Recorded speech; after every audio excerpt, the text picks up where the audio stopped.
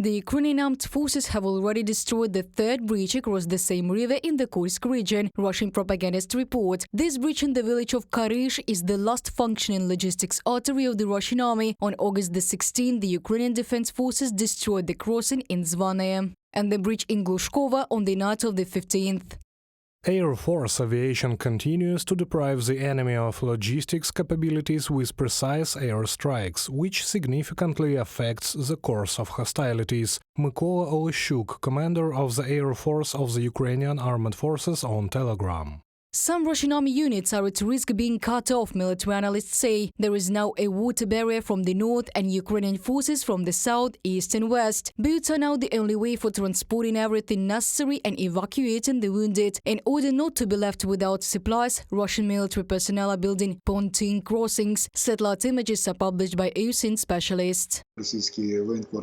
Russian military officers said that they would quickly install pontoon crossings, and it was okay that the bridges were destroyed. Well, by and large, yes, pontoon crossings can be installed, but the capacity of a pontoon crossing and a bridge are very different, and destroying a bridge is much more difficult than simply shelling a pontoon crossing with a regular rocket launcher.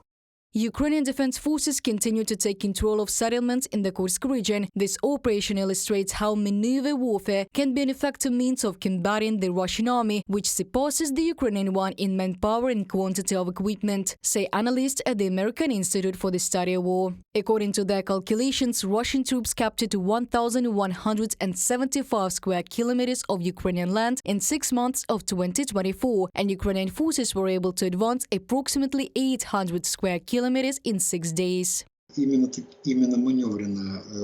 It is a maneuverable system of warfare, maneuverable, mobile. There are several options. It allows you to achieve greater results with less effort. A classic example from history is Julius Caesar, who was able to conquer Egypt with 2 legions, which had a significant advantage in manpower. During the week from August the 12th to the 18th, the Ukrainian military deprived the Russian army of almost 1,500 pieces of equipment and weapons, the Ukrainian ground forces calculated. This is almost the highest figure since the beginning of Russia's full-scale invasion of Ukraine. As a trophy, Ukrainian paratroopers in the Kursk region captured the newest Russian T-90M Prorыв tank. Large-scale losses in manpower as well. In less than 2 weeks of operation in the Kursk region, the Ukrainian armed forces captured hundreds of Russian military personnel.